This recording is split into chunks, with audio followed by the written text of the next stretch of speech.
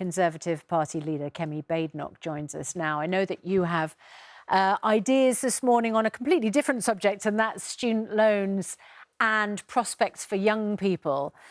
But I want to talk to you about this first, because I'm wondering whether younger people are looking at the moment at the monarchy and thinking, what on earth is going on?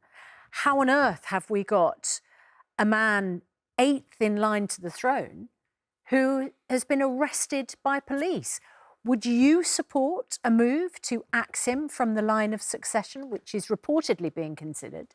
Well, I don't think young people will be thinking that. I do think that they'll be much more worried about their student loans. They see monarchy, many young people today see monarchy more as celebrity. I think the most important thing is to let the police carry out their investigation. We need to make sure that we do things in the right order.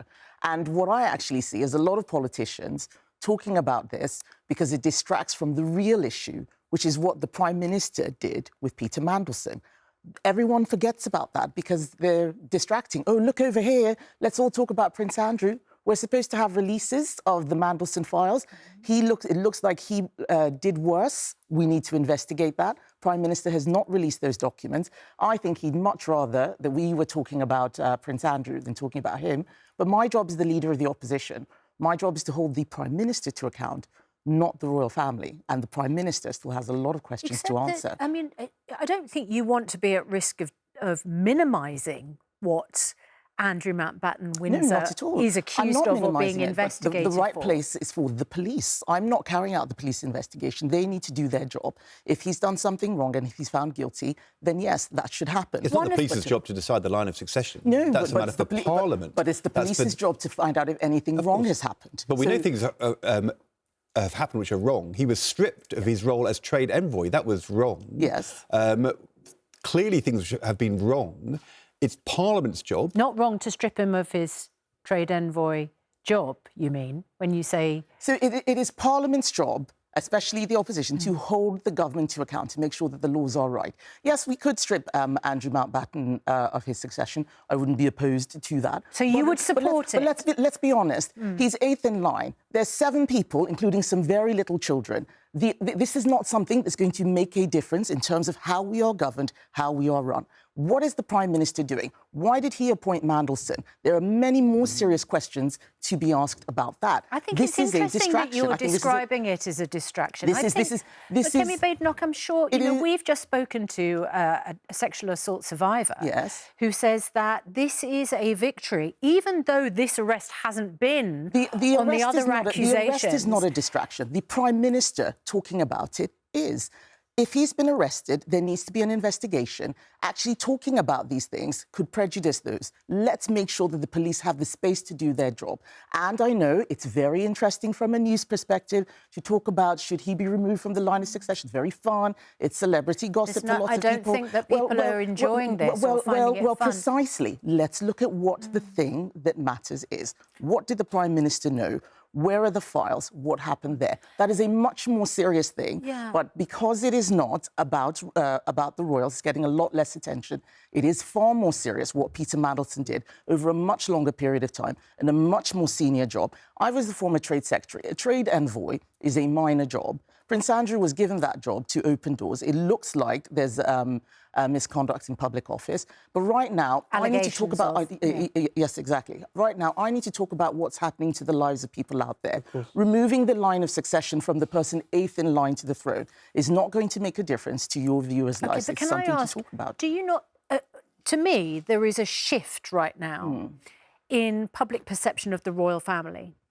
And a lot of people saying it's about time they were not above scrutiny, above parliamentary investigation.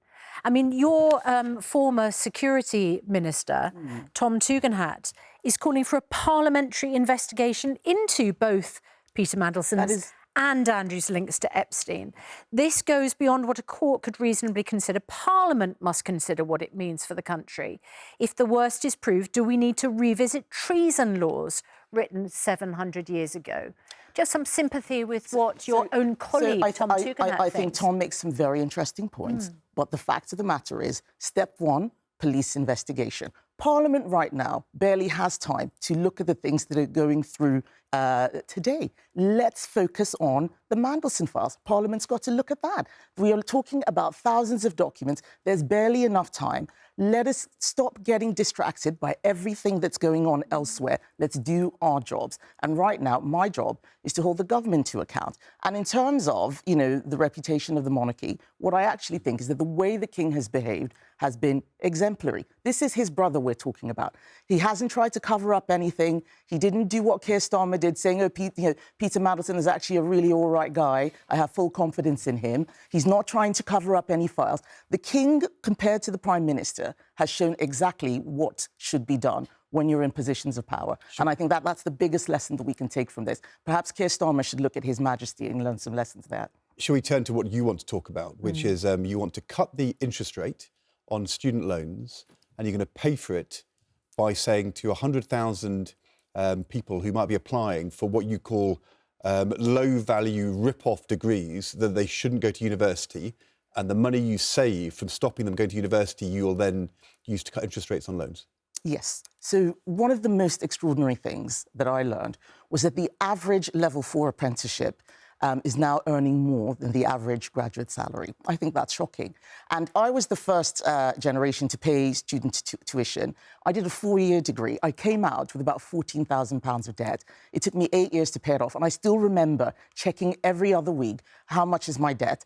I cannot imagine what it's like to be a young person today, to be carrying all of that debt, 40, 50, 60,000 pounds, and they won't start paying it off until they're earning over 66,000. And the worst bit is that many of them are paying and the debt keeps growing. They're paying a lot. I think that's wrong. It's not fair. Now, you said that it's your job to hold the government to account, and it's our job to hold you to account. That's fine. So that's what we're going to do.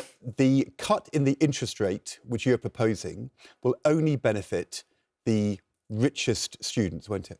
I don't think that's right. I think that we need to look at fairness. Correct. Well, I think it's just right. The fact is, it's definitely right. The vast majority of students will not repay their debt, and therefore the cut in interest rates will make no difference. The only people who will benefit, according to Martin Lewis, are the people who pay off their whole debt, which is the richest 20-25% of students. Why would your priority be only the richest students? The richest students pay off all their debt. The ones who earn minimum wage never pay it. But it's the ones in the middle that we're trying to help. But they won't benefit from the interest rate cut. They are not paying off this debt. They are carrying a debt for so many years. How would they benefit from the cut in the interest rate? This is about fairness. How would they benefit from the cut in interest rate? The lowest earning students, I think, are a separate problem because they've paid all this money for university. The middle students. Sorry, Ed, let me finish. No, I'm going to ask you a question. But I have to finish the answer to the last question. I think it's important you answer the question. I finished the answer to the last question. Would the middle student benefit from the cut in the interest rate, yes or no? The median earning students are the ones that we are trying to help. Would they benefit from the cut in interest rate? Everybody will benefit. No, they won't. Yes, they will. They won't. I'm sorry. OK, noise is off. Martin Lewis has come into the studio. Here we go. Middle earning students. If you want to help the middle-earning students, the most important thing is the repayment threshold should have been increased. When the Tories brought this in, it was a graduate contribution system. This is exactly why young people are suffering. We've got lots of people who finished university when they didn't have to pay fees, didn't have to take out loans, and now you're all saying, oh, nothing can be done, don't do this. I'm not saying nothing can be done, I'm saying what you should do. Well, I'm the first person who's even trying to solve this problem. Shall we have a chat about it? Because I think you've got the right idea, but this is not a solution that will help the middle-earning students. Martin, if you want us to have a debate, I'm very happy for us to have a debate. Does the middle student benefit from a cut in the interest rate? I think people need to even know what it is I'm talking about. You're both talking over me. Excuse me. Let me explain what my policy is. I want to make sure that those young people who are paying and their debt is not going down get a relief. If you think that there's a better offer, let's look at it. But what's made the difference now is that in her budget, Rachel Reeves raised the threshold, so it's dragging more people into it. Freezing the threshold. Increase the number of people getting in because the threshold has been frozen. I don't think this is fair. Agreed. The whole student loan system is not working properly. Someone has to do something. Definitely. And the thing that shocks me is that the minute I say, well, let's do something, everyone says, oh, no, this is not the right thing. We're going round in circles. Cutting the interest rate doesn't help them, that's the trouble. So we should not be making money off graduate student loans. That is not right. I 100% agree with you in principle, and I've objected to it since when the Conservative government brought it in 2012. I said we shouldn't have above-inflation interest rates on Plan 2 student loans. Agree. That was 5 years before I became an MP. A new generation of Conservatives are here, we are now, and we are changing things. As the interest has already been added to so many students' loans, lowering the interest rate now will only help those who can clear within the 30 years, which means lower and middle earning graduates won't benefit from that change. If you have £1 billion to help students, the most direct thing that would help all students would be not freezing the repayment threshold, it would be increasing the repayment threshold. While the interest rate is psychologically damaging, I absolutely agree with you. It is really damaging for many people watching. Fair on young people. But I just don't think this is the fair. practical solution, it won't actually help. But it won't help the pound in people's pockets. But the other thing that is a problem is that many of these young people have gone to university and taken out courses that were not worth the money. That's why we're also talking about apprenticeships. I also did an apprenticeship. I remember more about the apprenticeship than the 2 degrees. So I'm speaking from experience. I did an apprenticeship. I had 2 degrees. I paid off student loans. I know what it's like. And I think that this is the best thing. We have got to start reforming this system and making it better. We can have an argument about the technical details, but this is about the principle. What is happening right now is wrong, and someone needs to fix it. Conservatives are the only party who have an answer. Just to say, we're now on Plan 5. We're not talking about Plan 2, which is always for past students. So I think we have to be very careful. The debate about going forward is Plan 5 student loans, which are even more expensive because the last Tory government put the cost up even more. But we're talking about Plan 2 loans are the one with above inflation interest. I believe that the Plan 2 is where the real problem is. Those people who started their degrees between 2012 and 2023, let's have a debate about Plan 5 then. But what is the problem now is that any time someone says, well, let's look at this, there's always someone, sometimes it's Martin, say, oh, this is a terrible idea, and then nothing happens. Nothing is happening. No one is helping these people. Well, shall we have a chat? Yes. Shall we have a chat about it? With some ideas and with some solutions. I want to help those young people, because nobody else is. I like the idea of you two now going and having a meeting to discuss proposals. Kemi Badenoch, thank you very much indeed for coming into the studio. Thank you. And Martin, thank you very much indeed. I've never had someone interrupt the interview from behind, so that was very exciting. You got the Martin Lewis ambush. Yeah, I did. I'm going to do it back to you as well. Yeah, pleasure. Just before you go. Come and join me, we're talking about it next. Yeah, absolutely. Well, Martin Lewis is our next guest on the programme, although you've already had an insight on what he's going to say. Just quickly before we let you go, what did you make of what happened at the BAFTAs last night? I did not watch the BAFTAs. I was in the car. But I've heard... It was a racial slur, yes, which we understood came from a Tourette's campaigner, somebody with Tourette's. The host then... It was directed at 2 black actors who were presenting an award. The word was the worst racial slur. I think people can imagine. Obviously, we can't use it on the programme. And it was not bleeped out.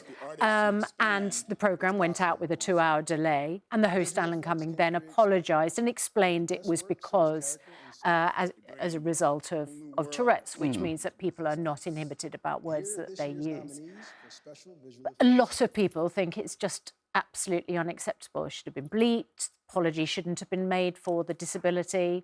I think apologies should always be made for a racial slur. I think because this was the BAFTAs, this is now going to escalate. Let's actually look at what happened. Someone with Tourette said something that they shouldn't have done. We're not going to blame their disability, but it should have been bleeped, because I think that I was told that there were two other things that were bleeped. People shouting "Free Palestine." So that is a huge error. That's the first thing that the apology should have been made for. But I think once in a while, these things happen. I don't think black people in the country are going to be traumatised by this. Every single black person, certainly that I know, that is an adult, has heard that word before. Quite often it's used in multiple contexts, in movies, celebrity culture by black people as well. So I think that what we need to ask is, what does this mean? BBC made a mistake, a horrible mistake. I think that the 2 actors who were standing there were the people who would have been most embarrassed, because they wouldn't have known what was going on. Delroy Lindo, Michael B. Jordan, they're the ones who need the biggest apology. This is a huge, huge mistake. But I think it's something that we should look at as a mistake rather than, rather than a representation of our country. I always say this is not a racist country. Otherwise, I wouldn't be sitting here doing this job. But sometimes bad things happen. I think an apology is important, but they need to explain why it wasn't bleeped out. I think that's right.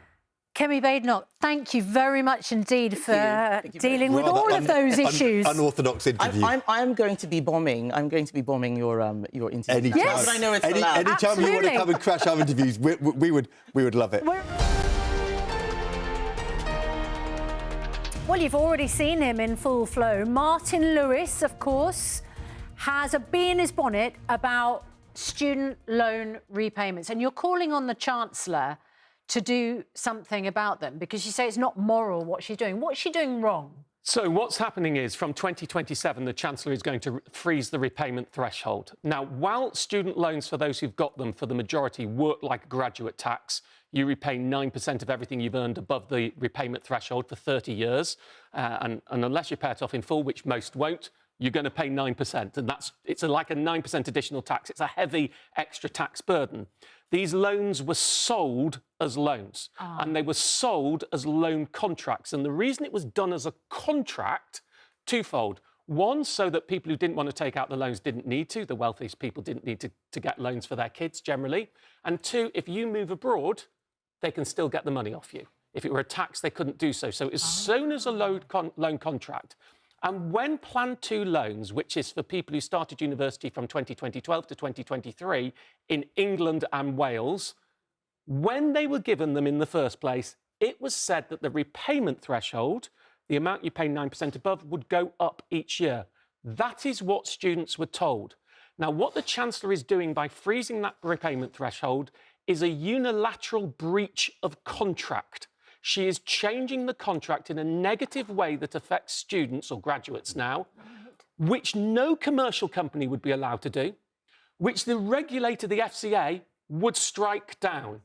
Loan sharking is the word I've heard used. It's not a word I would use. Loan sharking is people who beat people up and rescue. I think this well, it's changed. It was also changing the terms of a This would be a breach of the FCA Act. Now, I worked with Wes Streeting in 2016 to try and get them to stop being allowed to do this. He put an amendment in, it failed, and the Tory government then. So it's fascinating that his government now is doing exactly the same thing.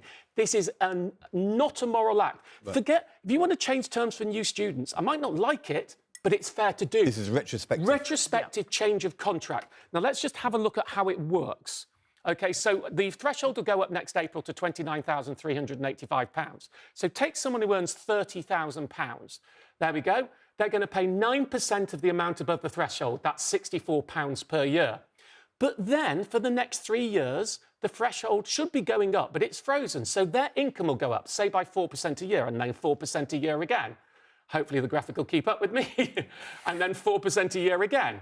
And so by 2030, that person who was earning 30 grand will now, at a conservative 4% rise, be earning just under £34,000. But because the threshold is frozen, they're paying 9% of the difference.